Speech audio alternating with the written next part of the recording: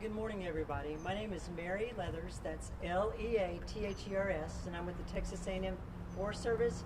I'm a public information officer, and I've been assigned to the Chalk Mountain Fire.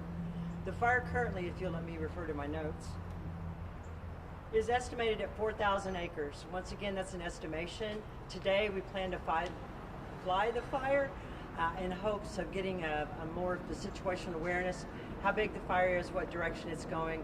If we've had any structure loss, those type of things will be happening. There's dozers assigned to the fire. They're currently constructing line. They've been working all through the night. We have other resources that have arrived. They will be constructing dozer line to help try to contain the fire. We have multiple engines, both from agencies and also from local departments and other counties that are working in unified command with the Texas A&M Forest Service on this fire. Today, you're going to probably see smoke in the air. That's a reality because of the conditions. We're going to have aviation assigned to us. What does that aviation look like? It's going to be the air tankers that drop the retardant. We're going to have what they call single engine air tankers that are going to scoop water and go direct on the fire. Helicopters doing bucket work. So it's going to be a busy time in and around the fire. What I would ask the public to do is stay out of the area. Pay attention to what's going on. Make calls to your local emergency management here. They're going to be able to answer it. Track it through some of our Facebook pages, the Texas A&M Forest Facebook page. We have a program called Wires. It's under Texas A&M Forest Service. And there's also a program called InstiWeb where you can go look and see what the latest updates on the fire. There should be a map posted later today, so you have more of awareness as where this fire's at and where this fire is going.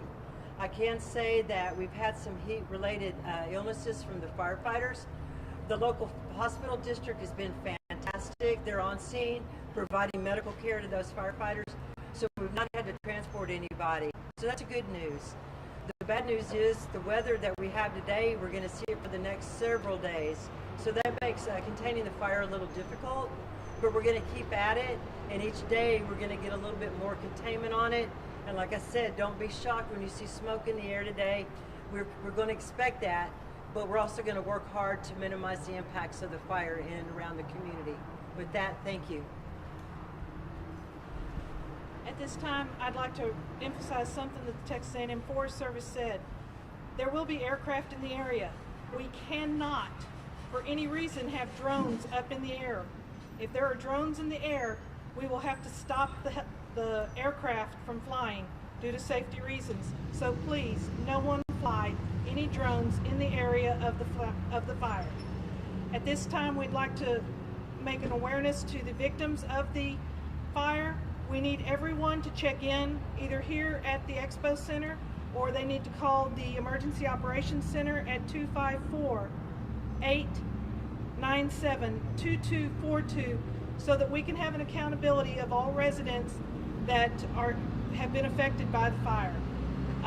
There is plenty of shelter here provided by the Red Cross at the Expo Center. We've got food for the victims to come eat at any time, and other information that they can pick up here at the center. So please, all victims of the fire, please check in at the Expo Center. We also have Texas Animal Health Commission in the area checking on animals and any animals that may have gotten affected by the fire. They're out in the area looking at that right now. But the most important part is please stay out of the area driving around. If you feel you want to volunteer, please come to the Expo Center and we'll give you an assignment where we can use you. At this time, that's the end of the briefing unless there are any questions. A question for Mary of the Forest Service. I know you said you got to look it, you have to fly it, but the best that you can say, what is burning? What's on fire out there? With the drying conditions and the temperatures, pretty much anything that is flammable, that can be ignited, is on fire. Right now what we have is a grass, what we call a grass understory, grass on the ground. The junipers are very, very thick there. They're very, very dry. They're very volatile. Once we introduce fire into that environment, we have what we call single and group torching of those, and they're also carrying embers distances. So They're spotting in front of the fire, which is also a concern. So with our forecast today, I expect to see some growth in the fire. Right now we're holding it at 10%, so we'll see what the day brings. Are you aware of any loss of homes? We are aware of some home loss. We do not have a good count at this time, so I'd be premature in trying to give you a number, but we will update that information as it becomes available. I think we're all aware of what the conditions are, that we're not the ones out there. How difficult does the weather make this for you? It's very difficult. The heat is playing a role on the firefighters. They're going into their second day and their body's already been taxed, and so it's very, very important that we try to keep them hydrated, get enough equipment and resources out there so that they're not overtaxed. They're going to be overtaxed because of the heat, but we're trying to minimize that. Once again, thanks to the local hospital district, they have an IV station set up. We're going to respond quickly to those heat-related illnesses so that we don't have a huge impact on those folks. Try to keep them off the line to cool them down and not introduce them back until hopefully the next operational period, because life safety is our main concern. We want to put the fire out, but we want to keep the public and the firefighters safe. How many men and women do you have on the ground fighting the fire? They're coming in right now, but I expect from just our agency, we're looking at close to 75. With the local fire departments, you probably got 250, 300 people out there, because I will tell you the local fire departments are very, very dedicated to getting this fire out. These are their friends and neighbors, so they have a vested interest in getting this fire out sooner than later. What direction is the fire going in? I'm sorry? What direction is the fire going in? General direction? The winds are coming out of the south-southwest, so it's pushing it kind of north-northeast. We're watching the winds because sometimes when you get down into the topography, and there is topography out here, then those winds can shift and funnel. Think of it as when you're walking downtown and you get a wind and you get between buildings and how it will force that air to move faster. That's what happens when it gets down in these canyons and valleys. It'll push the wind and accelerate the fire growth. What towns are in front of that fire right Right now? now, we're looking at primarily the area around Glen Rose, Dinosaur Valley State Park, and some of those areas. The nuclear power plant is in front of the fire, but it's in really good condition. We've got a nice wide road in between the fire and the plant is got a lot of asphalt, concrete. So the threat is not to the plant. The threat is to the homes that lie in between the fire and the Highway 56. I have an evacuation question. I don't know who can best answer that. That'd be me. With respect to considering the fact the fire is growing, is it fair to say that most likely there are people who are in their homes right now who, by the time the day is out, won't be? It could be, and there is a very good possibility of that. We did last night and this morning, about midnight, evacuate everybody north of 67 and west of 52 was evacuated about midnight last night. Everyone's been asked to leave. It is a voluntary evacuation. We can't force them, but we highly encourage it. There's been, most of the cattle and horses have been moved. A lot of them are staged here, and we do have room for more livestock here at the Expo Center. So we've also got trailers on standby that can help out getting things moved. They just need to call the EOC and request it if they don't have enough trailers to move cattle or livestock. You mentioned that it's voluntary, and I'm not trying to hammer home a point too much, but for someone who decides to stay, if someone's considering that, what would you want them to know? What would once the sheriff's office goes out and tells you you need to evacuate, a 911 call may not, I'm not saying it will not, but may not be responded to because we're working on the fires, and at a last minute call for help could interfere with a firefighter's safety as along with the person's safety if they remain in the house.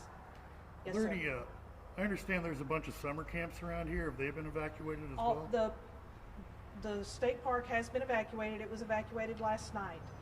All parks have been evacuated in the area of the fire. And that's where most of the camps are? Or? Yes.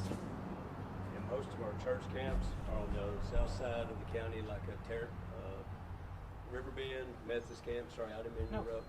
But most of our camps are on the Glen Lake. Most of those camps are on the opposite end of the county, so they're not affected by this. The way it's headed, or was headed yesterday, north and northeast, all those camps are in good shape. Okay. And just to be clear, no injuries so far, right? Other than heat related, they have not reported any to the EOC. Has there been do you have an estimate on how many people have been evacuated? Not at this time.